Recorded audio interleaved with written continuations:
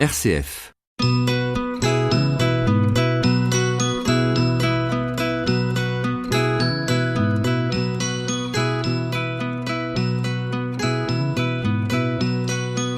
Vers une parentalité bienveillante. L'accompagnement des enfants de façon bienveillante avec Ingrid van den Perebom.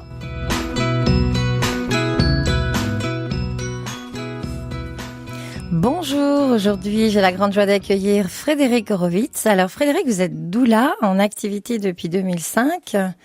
Ça fait donc 12 ans aujourd'hui que vous pratiquez l'accompagnement émotionnel de la maternité. Votre livre Front de mer, qui est paru aux éditions Myriadis, rassemble des récits qui retracent votre parcours personnel dans la maternité et votre découverte de la maternité à travers des femmes qui vous entourent et celles que vous accompagnez dans leurs besoins émotionnels.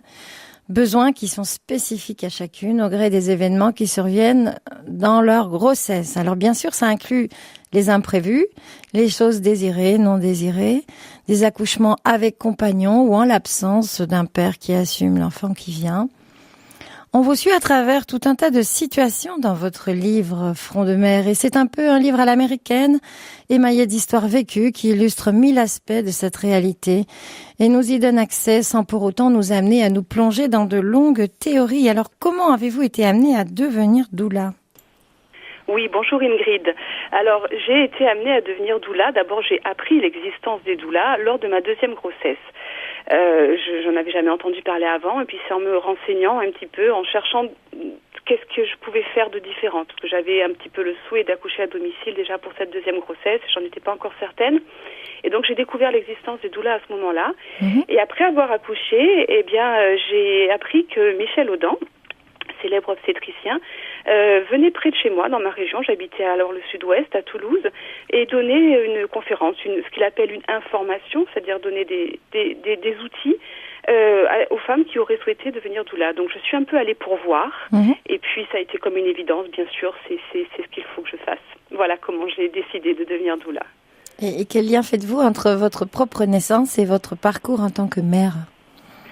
Alors, ma propre naissance, comme très souvent, on en entend parler pendant son enfance, pendant son adolescence. Et moi, ce que j'ai entendu de ma propre naissance, c'était pas très positif. C'était compliqué, c'était long, c'était difficile. Il y a même le terme boucherie qui a été lancé plusieurs fois. Donc, mon parcours de maternité, il n'a pas été forcément très facile non plus parce qu'il m'a fallu longtemps pour me défaire de cette négativité qu'il y avait autour de ma naissance. Voilà, donc il a fallu du temps pour comprendre ce qui s'était passé, ce que ma mère avait vécu, et puis accepter que peut-être c'était mon chemin aussi, donc là ça c'était pas facile non plus à accepter. Et donc mon parcours de mère a été aussi d'abord précédé d'un parcours d'infertilité avant de pouvoir devenir mère, qui je pense était lié aussi aux conditions de ma naissance. Voilà, donc mon parcours de mère a été un petit peu long à se mettre en route, on va dire, et je pense que c'est effectivement lié, entre autres choses, à ma naissance et à ce que j'en ai entendu dire. Voilà. Quel lien faites-vous entre l'infertilité et les conditions de votre propre naissance ? Alors, quand on a entendu très très longtemps dire que sa naissance c'était quelque chose de très douloureux pour sa mère, on a peur de souffrir déjà soi-même. Je pense qu'il y a cette dimension-là. Et puis aussi, le féminin n'était pas forcément valorisé dans mon arbre généalogique. Et le fait de devenir une mère, c'était plutôt un poids, quelque chose à porter qu'une joie. Donc c'est en ça, je pense que ça a été qu'il a fallu du temps simplement pour que je puisse transformer ce poids en quelque chose de différent. Est-ce qu'il s'agit pour vous d'une guérison et du fait aussi de ne pas vouloir transmettre un package douloureux à la génération suivante ? Je pense qu'il y a de l'ordre, probablement de ça au niveau psychologique, de ne pas vouloir transmettre effectivement la douleur. Et puis, il y a aussi, je pense, la peur, tout simplement, la peur de vivre une expérience traumatisante, de vivre une expérience très très difficile.